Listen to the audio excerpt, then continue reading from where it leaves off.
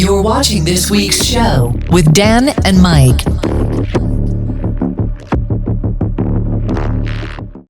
Welcome to this week's show, and we are season finale. I was going to say we're at another season finale. Season 4 is finishing on this show, and it's been a long old season because it has been festival season. And we also decided to start doubling up in this season as well.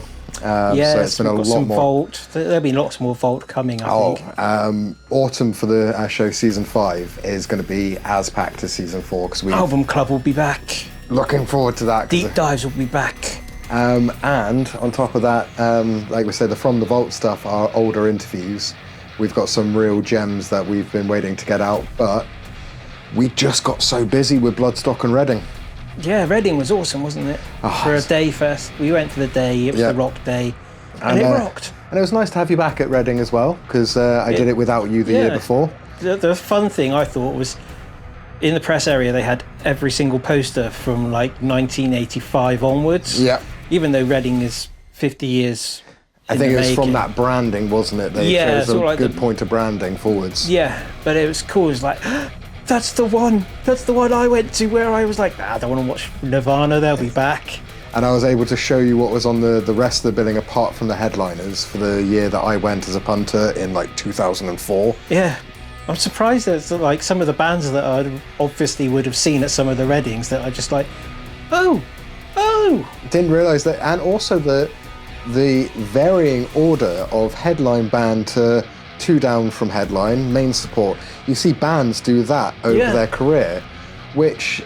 Slipknot on first on one of the stages, and then you see them like third on the bill on the main stage, and then up a bit. And Have they actually headlined? No, not yet. No, so next year. That would be what we'd recommend. Yeah. That's for the rock day, because it's new metal-y, it's of that age. Limp Bizkit smashed it and proved that the younger kids are into that kind of sound. Unbelievably so. Because we were stood back, as we do, given our age. Delay Tower 1, that's our base. It always is. You'll notice that our footage from Reading or Download or Bloodstock generally is about one of three places, and it's where our middle-aged selves don't take that many knocks, because I just can't these days. I'm in pit retirement and I'm never planning on coming back out because my ankles... I've retired years ago, but I still made it into a few pits this year. Like, orgasm just exploded around me as I was filming. I was going to say, you weren't in a pit to begin with. No, Hatebreed. I was just quite empty here, nice and spacious. Oh, I'll get some good... I just love the idea of you walking with a camera in the middle of a wall of death. That was it. Not knowing what's happening. It's like, am I Moses or something? And I have parted the sea.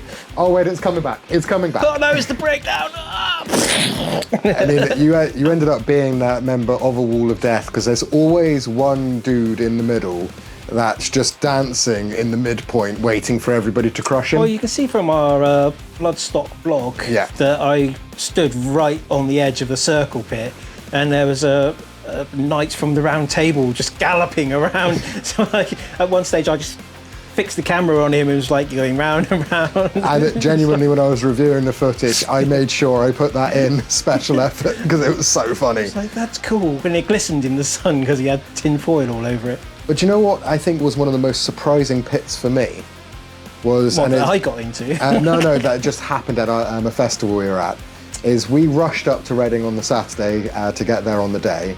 And then Heidi and Mike handled the first interview slot that we had, because I am a big fan of South Arcade. You have mentioned this a few times on the radio show. And given that I had only ever seen them on the BBC introducing stage, I've not been able to touch base, because they tend to tour not in our area of the country. So I was like most acts. Like most acts. So I was like, I need to get out there. I got out and realised that they were on a little bit late, which is a bit of a shame, but they handled it like pros. But what was incredible is, I think they started with 2005, the track, and people are pitting at Reading to pop punk.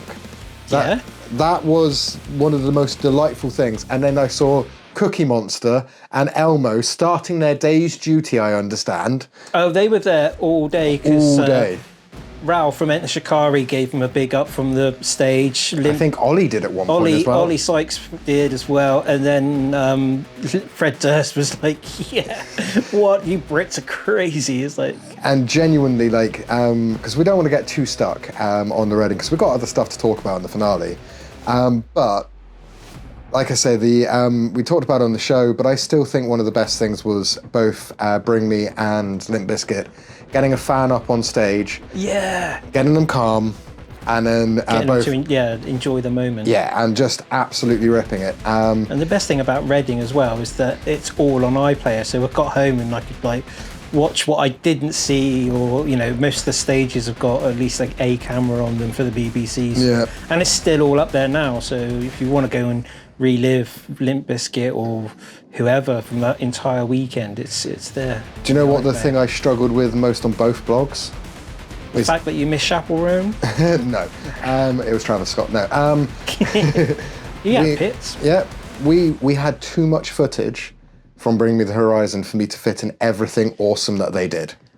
Yeah, because there was so much pyro, there were so many confetti cannons, so many smoke machines. They had confetti cannons on the Delay Tower 1 and the other Delay Towers, but ours is number 1. I love the smoke coming off of the Delay Towers as well. To at one stage atmosphere. I looked up, they had flames off there as well. It was insane. Off a Delay Tower, what's this, Rammstein gig or something? Loved it. Reading showing that even though it's a very commercial, try and cover everything contemporary festival, is they know how to turn that main stage into like a rock and metal party zone for the time that the bands are on there. So it was pretty cool. And what was great for us as well, because we do get very, very tired. Unlike other press agents, we literally work pretty much every day in between festivals to make sure that we're not spending too much holiday on going to festivals. And to be at home editing everything that we'd enjoyed, like the interviews, doing the blog, doing all of that, whilst knowing that everybody is still having an awesome time to bands I don't really understand because I'm old and I'm a metalhead, that was awesome as well, because normally me and you like text each other on Bank Holiday Monday after a Reading going, can you actually open your eyes yet? So it was really nice for us to come bouncing out of that one, because we want to really hit season 5 in a slightly different way. We always try and progress season to season. And you can see one of the things that we're planning to do on next season. Go Bills! And, well, you can't see it on camera, but I already have Pat's merch because I've been friends with this man long enough to attend a Pat's game. You're a Patriot fan by proxy. Adjacent. Adjacent. Yeah, I'm fan adjacent. But okay. Thanks to Mike, I've watched, is it like 3 or 4 Super Bowls back in the, like 10 years ago? We did we'd stay up for quite them. A few. And we stayed up on one in the chat room for an American station that no longer exists. Completely blew their minds that 2 English DJs had come in to chat Super Bowl stuff. But the one thing I do remember from our Super Bowl experiences is coming round from a quick little power nap at about 4 o'clock in the morning. You'd have just missed it all. Well, maybe a bit earlier than that, but I remember the forward flip into a touchdown. Yes. That was incredible. But I'm actually quite excited for this journey because I've watched Longest Yard, various things over the years. Friday Night Lights on Netflix. Do you know what I mean? There's so much American football products out there which are enjoyable. I'm looking forward to taking my passing knowledge where I can sit in front of a match and just about understand what's going on, but I ask Mike quite a few questions. We're hoping by the end of this season, I'm not going to be asking as many questions. I think that's my aim, rather than being kind of like an expert or anything. Is if I can in that case, I would recommend Channel 5 in the UK because they are the NFL carriers of games this year. Okay, cool. And it's hosted by Dermot O'Leary. Amazing. So, who you saw? No, I saw Vernon, but we'll catch up on that in a bit. Close. But yeah, they're because they're a new host broadcaster. They're doing sort of like an idiot's guide each week. Perfect. So if you watch that every week, then you'll get all the highlights from the games. It's like match of the day kind of thing. Or like WrestleMania, shout out WrestleMania. They do great videos for idiots. They do. So I brought my knowledge up with WrestleMania. So that's my recommendation. So we've only got 6 hours of wrestling a week, and then Well, if you watch a full Patriots game, which you can probably find on YouTube or on the Play Pass or whatever. It's about 4 hours? That's 4 hours, and then highlight show. So it's like every night now you can do some sort of sports entertainment, But do you remember, it was the Cleveland-Brown game that we went to? Against the Vikings? Yes, the first live... Twickenham? Yes, first live game I'd ever been to. Me too. And I remember you laughing at me because I was looking at the time left for a quarter. And I said to Mike, I was like, this game's going to be done really quickly. I was like, they've only got, this amount of time. 3 minutes left. Yeah, and he genuinely was laughing at me for like the next 10 minutes. He's like, no. He's like, that's active play. They're not going to get to active play just yet. It's only the first quarter. There's four of these. But then, compared to my knowledge level on the Pats game, compared to the one that we did, because both have been at Twickenham. We did Wembley. Twickenham. Pats were at Wembley. Last year. I did understand a lot more of what was going on, and so the time passed a lot quicker because I was actually tracking what was going on. We also had some great entertainment, like the mascot doing the big swing and everything like that. It does that in every stadium. Yeah, but we had a different mascot the time before, didn't we?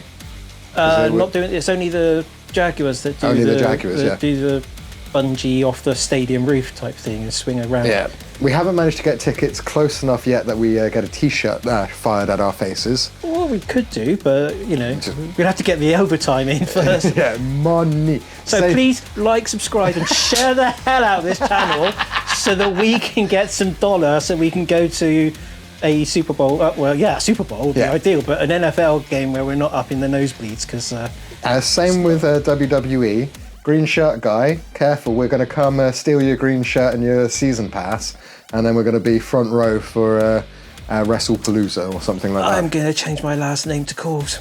Then I can be a presenter. Exactly. You can do a Yorkshire accent, so you can be a... Wade Barrett. Yeah, there you go. Perfect. And I'm growing the beard back out, so soon I'm going to look a little bit like him. So we've pretty much got onto wrestling, so we might as well mention the fact that Clash? European tour, really, because there was UK dates, there was... an Ireland date as well, which was a first televised event in Ireland, which was brilliant watching Becky Lynch come out as the human being first, celebrating with everybody, and then flipping back into her character. Yeah. And annoying everybody. That was brilliant.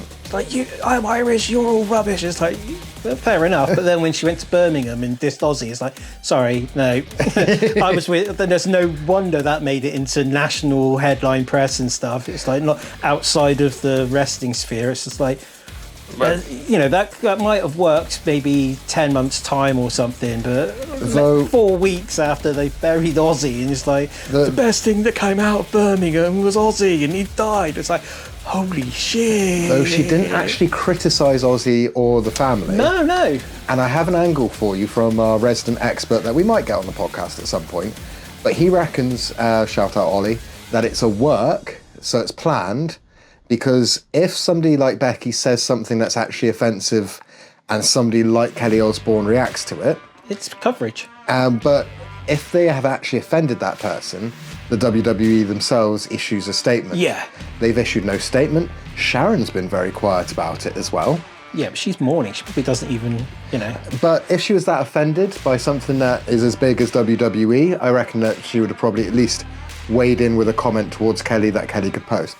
I think, and I hope, because I love Kelly, I love the Osbournes, a long history with the WWE. Love Birmingham as well. And I reckon that this is how we get the next generation of Osbourne into the product, and that we're going to see Kelly in the corner of whoever's against Becky Lynch at somewhere like WrestlePalooza or WrestleMania. Would that be AJ Lee, do you think? Oh, I don't know. We'll cover that later on as we're going to go and talk about Clash in Paris. But after the UK, they went down and toured.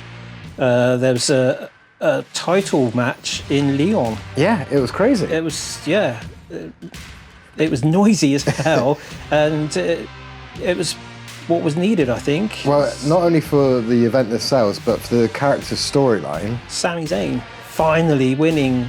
But also not having a long underdog story leading up to it, where he's got to carry on being an underdog as a champion. That in Raw, and now he's flipped to the blues. And we're getting an actual, like, confident, not chasing run. I still think precursor, maybe 18 months' time, precursor to them putting a world title on him finally. Oh, I hope so, because he just seems like a nice character. Well, not only that, but it's all well and good having heels, but you've seen the effect of Super Cena coming back after a heel run. Yeah, even John Cena has said the heel run was probably a mistake. Yes and no. I mean, I think it did an awful lot to satisfy old hands like me that have known Cena for his entire career. And what was nice is just before the heel run got boring, like New Day's current heel run. They're just boring, sorry. Yeah, but they have also been in the business for so long, so it's a bit difficult. But right at the point that Cena's heel stuff could get really boring, they flipped it and turned him back into Super Cena. Yeah. And so I think we're never going to know what it was like to have Super Cena just come back, but for them to almost like trick the fan base thinking that we don't get to watch Super Cena in his final run, like I never thought I would care about Cena being a good guy again. I love the heel start. It was getting boring. And then when he flipped back, I was cheering as much as everybody else because it was fun to watch Cena actually celebrate with everybody. Yeah. And I think for him, it's probably nice that he had a turn at, you know, joining the dark side for a bit, because to become a true Jedi Master, you've got to experience it a little bit. You have to experience the, you know, the dark side. It's Not like only playing that, for Man United and having a sneaky season at Man City, isn't it? Or Cody going to AEW. Yeah, same thing. Possibly Karrion Kross. Karrion, if you're listening, which you probably are because you watch everything, we are so hopeful that this is what puts you in main event of whatever company you work on. But I would love to see you come back to the WWE as a main eventer because you do deserve it. I still think there's a possibility of a from work. Pre-2025. Yeah. I don't. I just thought you just filled up airspace that could have gone to someone else with a proper storyline. That's just like, for me, only knowing him the last couple of months, it's just kind of like, yeah, no, I don't know. They didn't really go deep into the history of it all, but what we're looking at, it's just like. But what we are looking at as well is we are looking at some of the, like Cena's obviously retiring. We have had word from Roman. There's limited time that he's on the roster anymore. He's reducing down because he wants to become an actor, but wants to do both. But also, he has said he's got a limited shelf life because he's not going to wrestle into his 50s.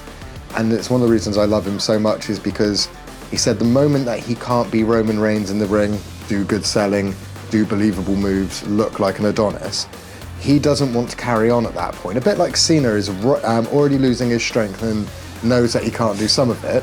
Yeah, you can tell that with the Logan Paul thing. Exactly. But they did it well, so it like kind of powered through in the old Cena way.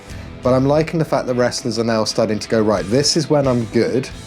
I'm not going to keep going. No offense to anybody that's kept going. And Rock, you are a freak of nature that can He's slimmed right down now, hasn't he? Yeah. For a new role or something. But, it's coming off the back of the Smashing Machine? Yeah, the MMA film that's coming out. Yeah.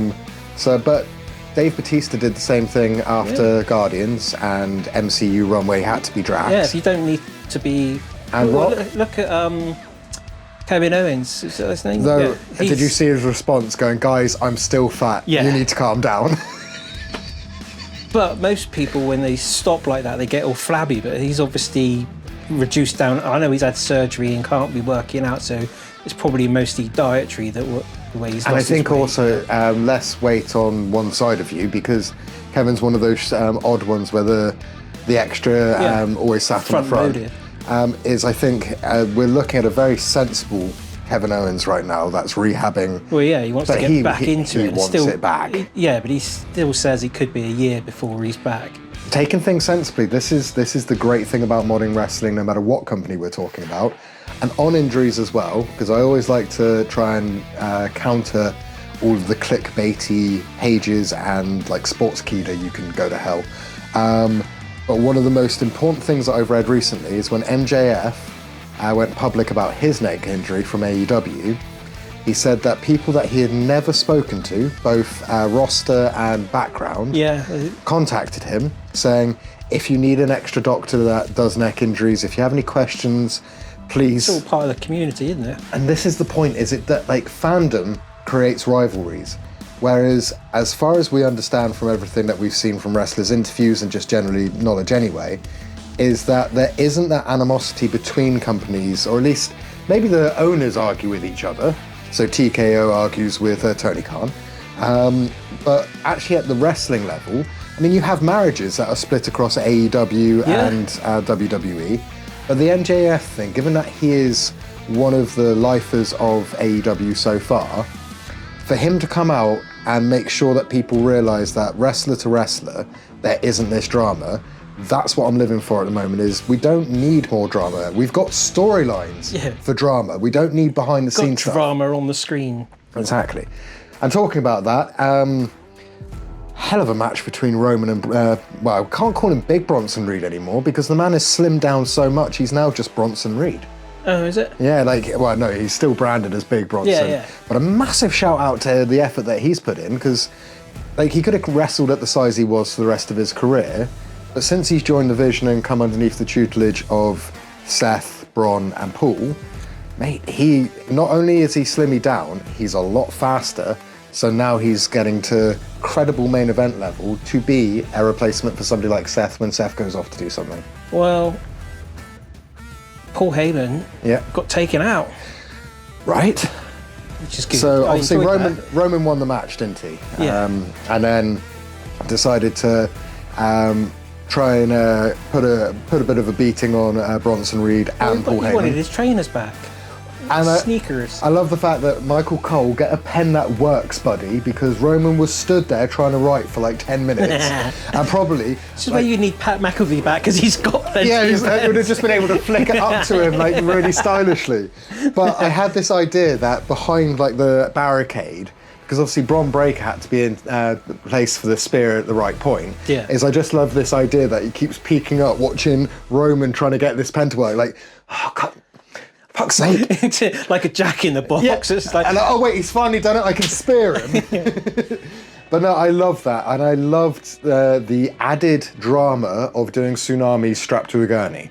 Yeah. Because Roman's always had this whatever it takes element. I remember back in the day when he was against Evolution, which for your money is Randy Orton, Triple H, and Dave Bautista, and Ric Flair if he was in the company, but normally the other three. They decided that Roman had, just annoyed him, and can't remember the context. Tell me in the comments, because it's like 10 years ago and I can't remember it.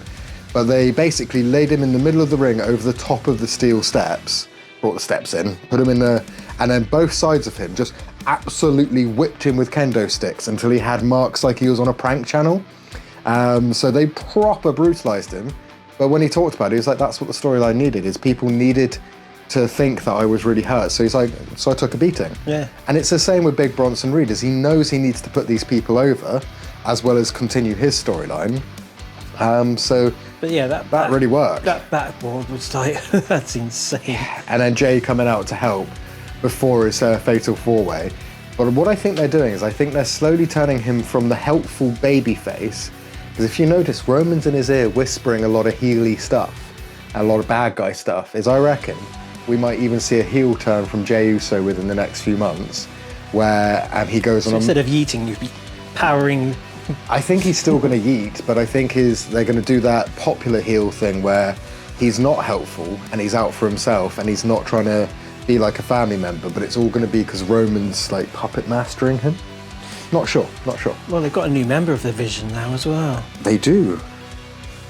Where are they going to make her a full member, do you reckon, or is it just... she's an official member now. So we've skipped to the end match, which was the Fatal 4-Way. Yes, sorry. No, let's cover it, because the Fatal 4-Way was brilliant. The fact that, and I love these types of matches, because every time that somebody's gassing out a little bit and getting a bit tired, that's when two other people come in and start even more craziness. I thought for quite a long period of the game, I thought, is it going to go to LA Knight? And I wanted it. They know that we want it for the moment. But again, my wrestling sort of oracle, I call him, a bit like Paul Heyman's the oracle. I've got a wrestling oracle called Ollie. Is he said that he knew going in it was going to be Seth because they couldn't waste the storyline with Paul Heyman that quickly. So Seth has to stay strong and in charge, because otherwise Paul Heyman betraying Roman only a few months ago, and CM Punk leads to nowhere. So it's going to be, I think, Roman chasing the title for something like even next year Royal Rumble, maybe a Mania trainer. I don't think Seth's going to lose it anytime quickly, because the explanation from Ollie was actually pretty tight on that they've got to keep the vision as a good move for people like Heyman and Seth.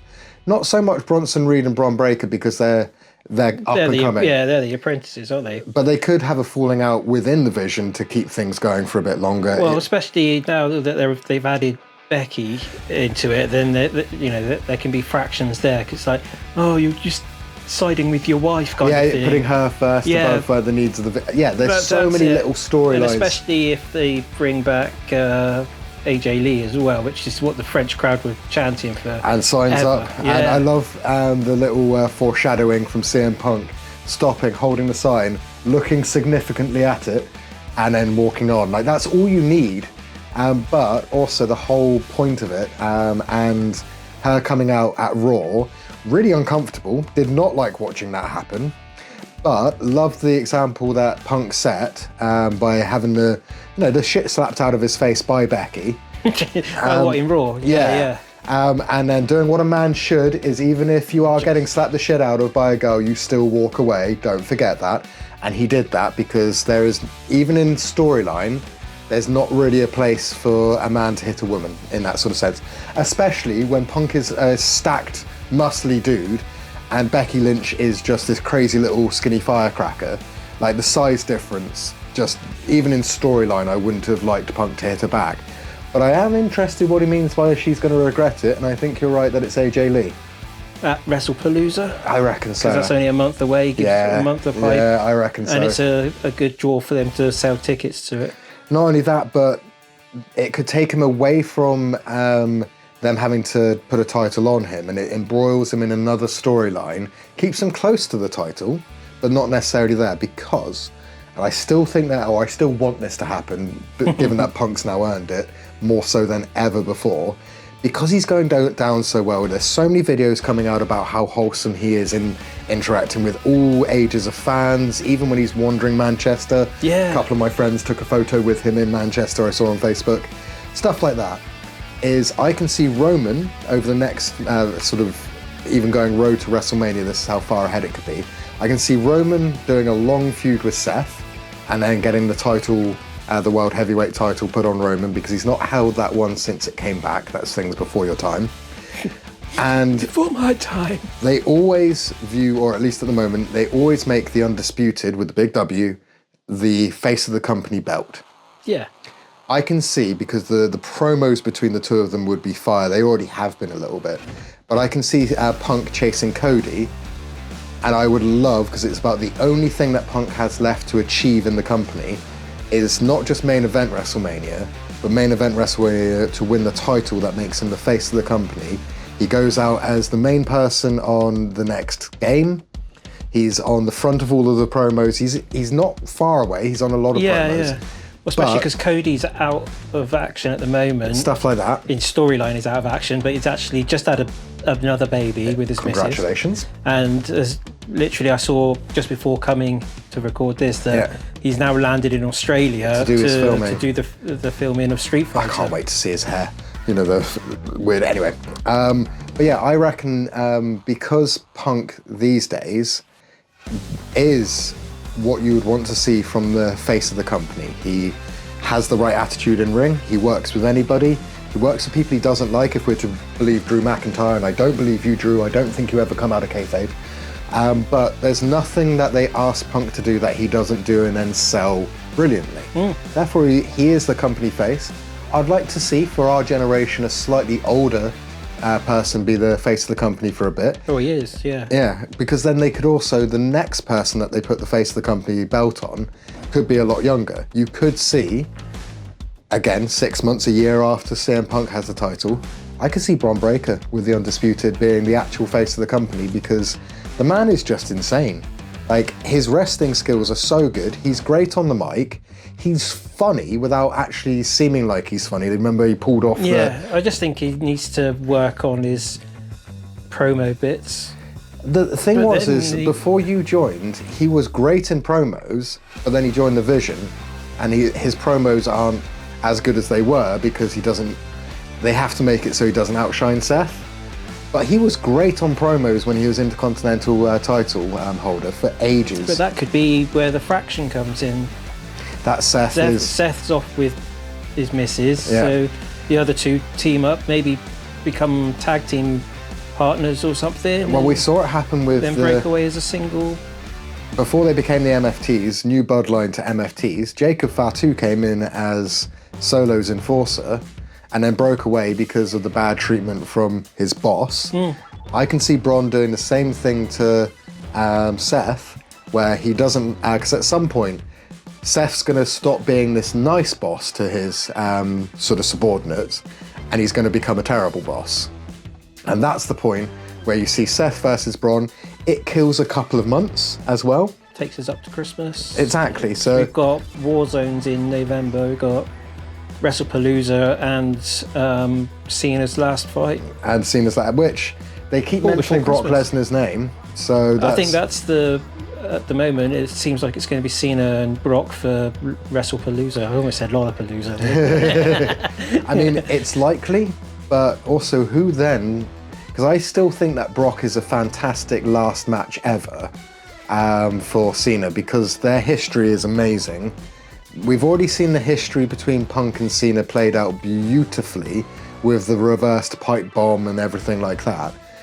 Brock is the one person that's been around similar length of time to Cena that also is still one of the most credible threats going. Well, he's only got 5 matches, Cena, and one of them is guaranteed to be with Brock. Exactly. So who the other for? And it's not going to be AJ Styles.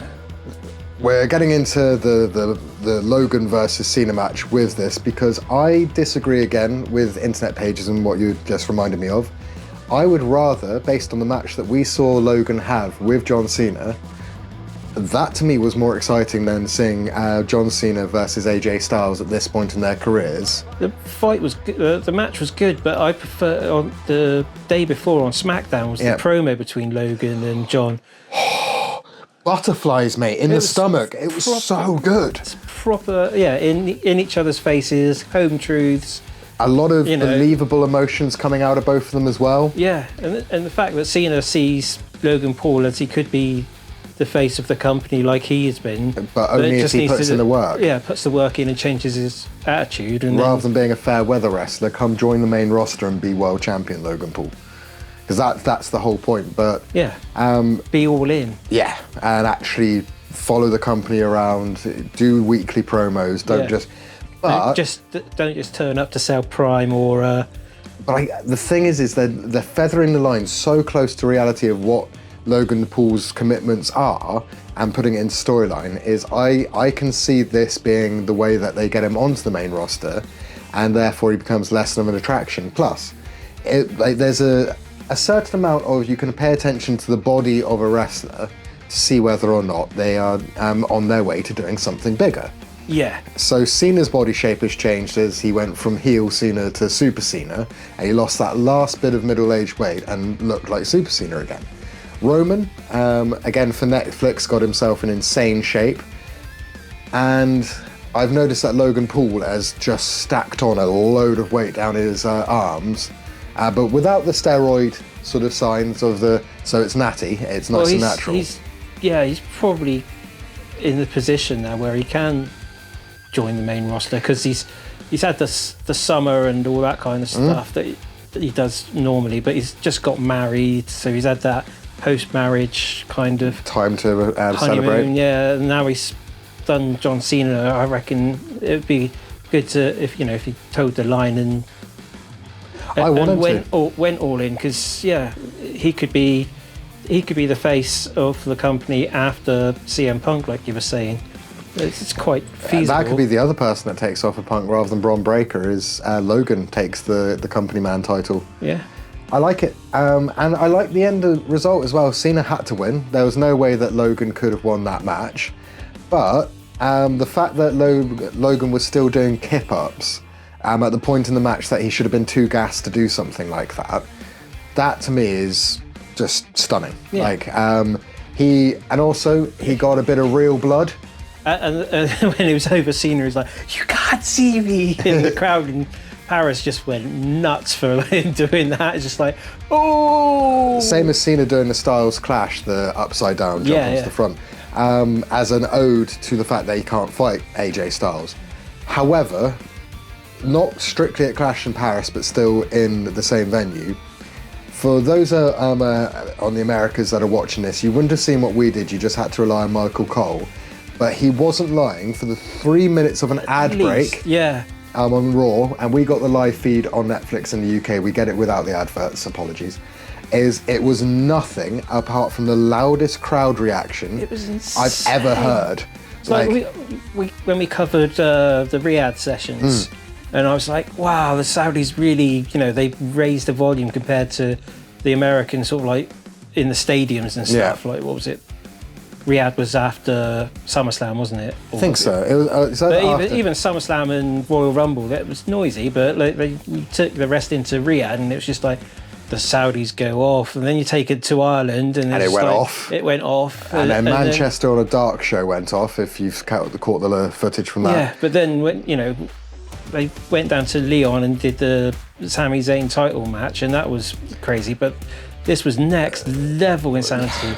And the thing is, as well, the WWE for Clash in Paris broke the venue record for attendees. Really? Yeah. Sweet. They had it rammed to the rafters, and the person they beat has just got engaged. One Taylor Swift. And it's not often that anything company can beat Taylor Swift. Yeah, no, normally Taylor never gets knocked off. WWE out-trumped them. Yeah, by the way, a lot of love for Taylor Swift. You're absolutely killing it as an artist. Love you. More importantly, you need to pay some attention to her fiancé, because he plays American football, didn't you know? Ah, well, I didn't know that, and now I do. Yes. Yeah, he's very good. I mean, I can see her at some point if they bring back standard performances at stuff like WrestleMania rather than just entrance performances. I can see her being one of, like, it would be a hell of a thing that if the WWE could get Taylor to just do one or two songs in the ring for them. I think she's more likely, or the money would be on a Super Bowl because of hubby.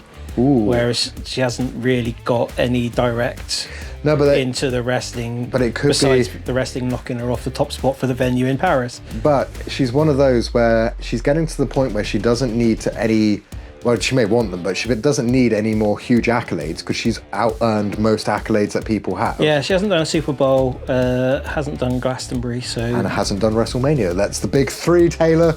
I know she's watching too. She's a big fan. Yeah, it's not often we talk about Taylor Swift this in depth on our little podcast about rock, metal, and wrestling and NFL and just general zeitgeist type stuff. But we are love for everything, though. The new album's coming out soon, so. And last year, at Reading, I literally went out and intentionally watched Lana Del Rey just to see what her live show was like because.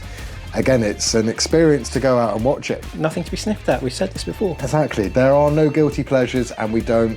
Like, our whole premise, and this has been our radio show, our interview style, how we conduct ourselves in press areas and backstage, is we go for no controversy, no conflict. You can live without it. Because the people that chase 15 minutes of fame from controversy don't last for one, and we wanted to be around for a while. And secondly, I don't see the point in it.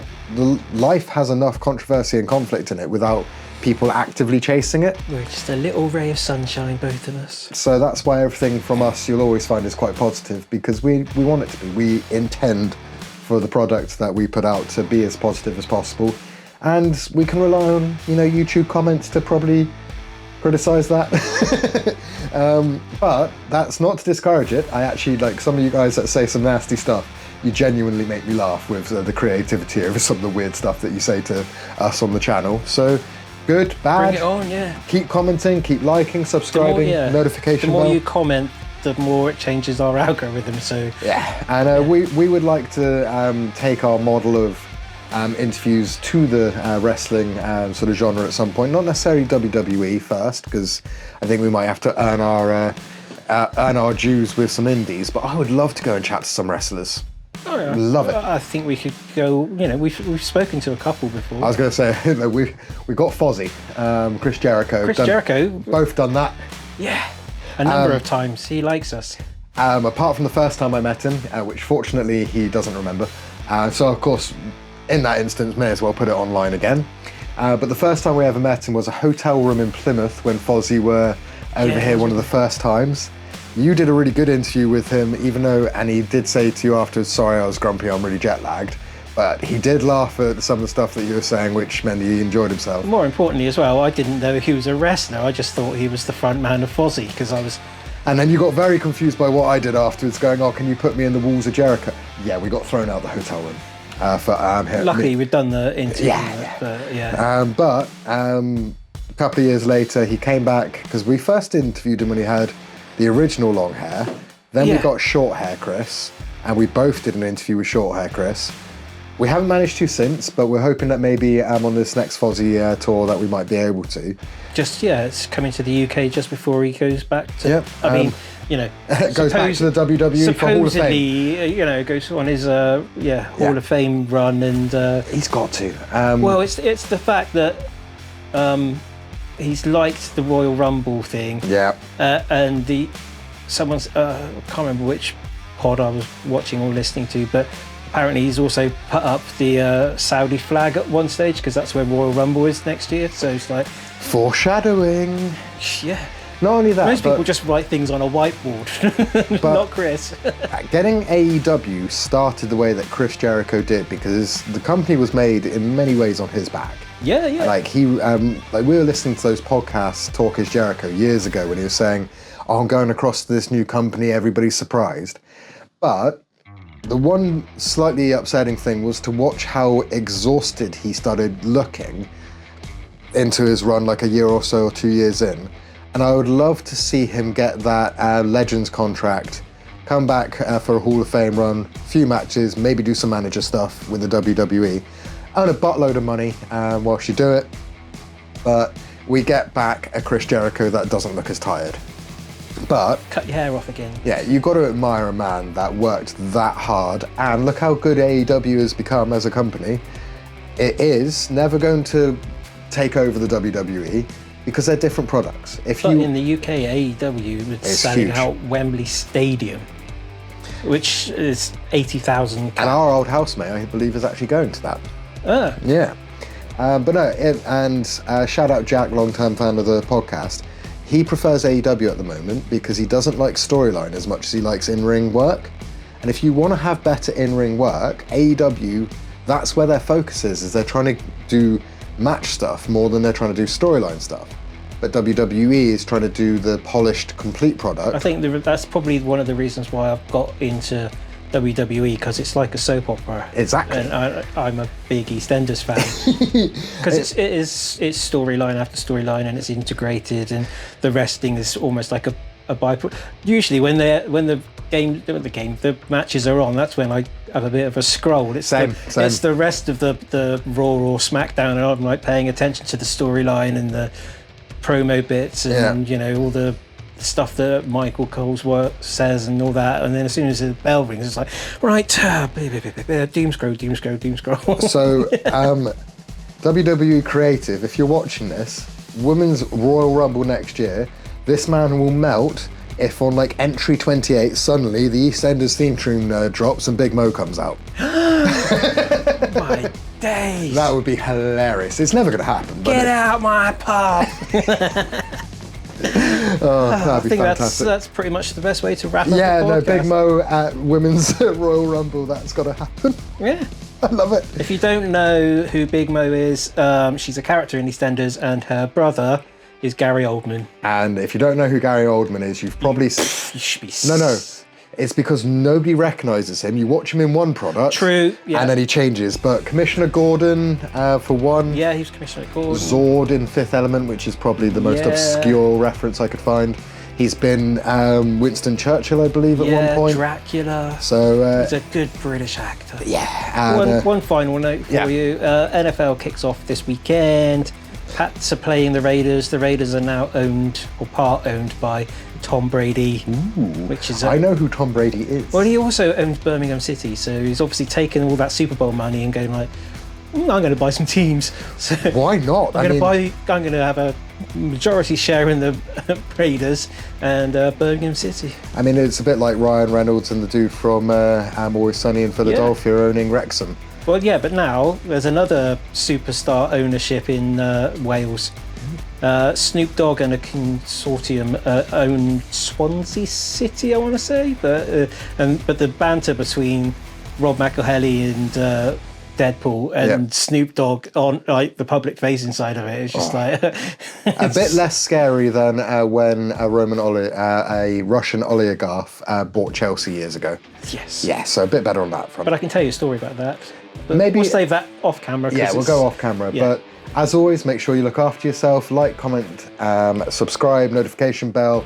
Tell us what you think of our opinions, whether you like them or disagree. Give us your wrestling fan theories as well. And if you need a little bit of background music to put some hate on our videos in a comment, we do a radio show which lasts 2 hours a week, full of interviews, new music, different type of banter to this podcast, and the links for that are below, and that's the same name as the channel name, which is My James Rock Show, which is who we are. So but if you've enjoyed this episode and you want us to do more on Taylor Swift, we could do a deep dive. But only if you leave the comments. Yeah, if we get enough comments about Taylor deep Swift, dive, because he wants to make me listen to every last track, which I've never done. So that would be a good reason for you guys to comment. Just all you got to put in the comments is Taylor Swift deep dive, and that's it. That's it. Yeah. And I know my niece will be number one to leave the comment because she's Taylor's number one fan. She's also an awesome human being. So yeah, cool. That's us wrapped up. Season 4 done. Go Pats!